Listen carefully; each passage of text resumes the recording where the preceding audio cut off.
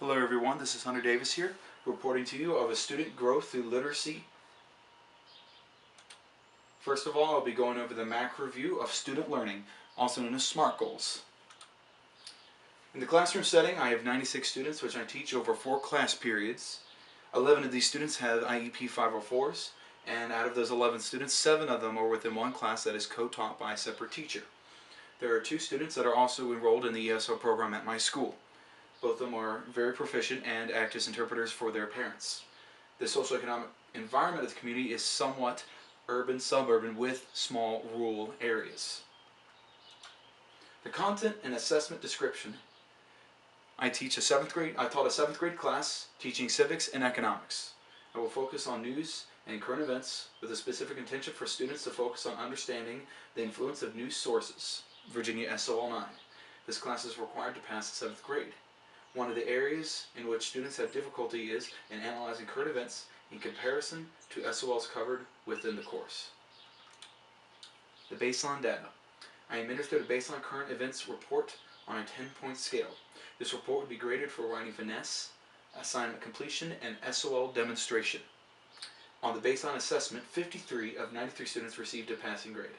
Grammar and punctuation was inconsistent and assignment completion was irregular. The incompletion rate was set at 20%. Small goal statement, the baseline statement. During the school term, 100% of my students will make a measurable progress in analyzing current events and how they relate to the class goals and Virginia SOLs. By the end of the term, each student will increase his or her ability to analyze news articles by 1 or more points on the grading scale. Students scoring at a 10 or higher will maintain their score. Furthermore, 80% of students will score at least proficient, 7 points out of 10, or above on the current events grading scale. The means for attaining this goal is by instructing students on how to find news sources, using those news sources to interpret the evidence, and using current events discussions in class informally, and having one-on-one discussions with students at risk. After the administering of the first prompt, I received this baseline data. And the green lines you see are the overall class achievement. As you can see here, the highest grades were from 11 or higher, and also from 9, 8, and 7. But as you can see, the grades are more or less consistent across the board. We have a lot of grades, kind of doing a roller coaster plane right here over accuracy, and we have a high rate of incompleted work at 20 works incompleted. Data shows that 53 of 96 students, 55%, finished with a proficient grade, passing. It also shows that 43 students below the proficient mark. 43% of those students did not receive a proficient grade due to incompleted work. The midterm SMART goal revision. I elected to revise my SMART goal by changing the rate of students passing proficient to 75%. The midterm data, here, as you can tell, we have an increase from the past midterm.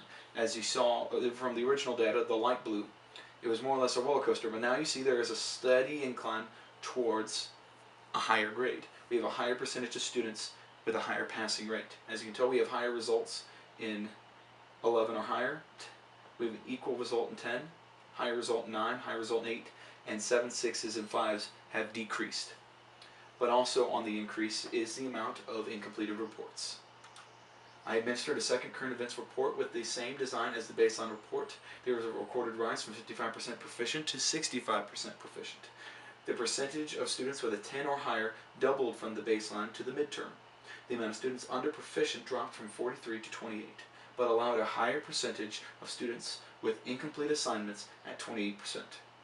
Progress has been observed with the upper 2/3 of the class, with a slight decrease in the lower third percentile.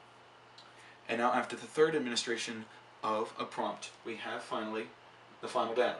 As you can see, there is a rise in 11 or more in the amount of 10s, a maintaining of the 9s, and then a drop in the 8s, 7s, and 6s. This shows students increasing their grades, but at the same time, we have a small drop in the amount of grades that were incompleted. The trend observed with the end of the year performance was a small dip in proficient results with a small dip in incomplete work. The proficient grades dropped from a total of 65% to 64%, very small percentage. Despite the drop in overall class performance, of the 21 which scored a 10 or higher on the baseline assessment, 17 kept their end-of-term grades at or above 10 points. The amount of assignments not turned in dropped from 30 at the highest during the midterm to 29. And the final SMART goal statement, analyzing the individual score charts will show that approximately 63% of my students either increased or maintained their grade on the current events projects during the term. The total students scoring proficient peaked at 65% and leveled out at 64%. 64% of all students saw measurable progress throughout the year. Of the 21 students who achieved 10 or better on the first assignment, only 4 did not manage a 10 or higher, which is 81%. Now looking at a small micro view of student learning, analyzing students A and B.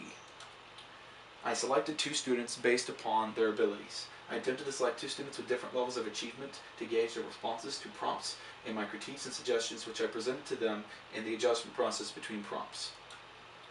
The prompts are created around selecting a news article on current events and interpreting its effect on the individual, how it relates to the class, and how it will have lasting impacts. Each prompt aligns with NCSS themes: 5. Individuals, groups, and institutions; 6. Power, authority, and governance; and 9. Global connections. Each theme addresses a different part of prompt's purpose, whether it is to address events on individuals, businesses, crime, government, or on the global community. Student A is a mid-level achievement student. They prefer to do minimal effort to receive a passable grade, and they average a high C to a mid-B on the overall course grade. Student B is a mid to high achievement student who has potential for higher grades with extra effort and dedication. They are hardworking and receive low B's and low A's in the overall course. The process, after initial explanation process of the baseline prompt, time was spent with giving suggestions of improvement to each student to help improve their prompt performance and to advance their skills of interpretive writing. Student A results. Student A achieved a 797 in order on their reports. Student A showed no signs of listening or utilizing the critiques provided for them and proceeded to instead give routine answers. An example of such would be, this news source was useful because it provided the information I needed. A student A provided a small amount of interpretive narrative. Though her descriptions were lengthy, they provided to be null and void to the point of the assignment. On the other hand, student B achieved a 7, 9, and 12 in order in their reports. Student B showed an ability to modify their interpretive style in accordance with the suggestions of the teacher and also provided proper interpretive narrative. Student B demonstrated their ability to grow from their mistakes and improve the report. An example of such is their use of the pronunciate of I think, I know, in their description of their own opinion within the report. They also lengthened their ability to describe how they felt about the SOL objectives and their descriptive ability. Thank you. I hope you've enjoyed this presentation.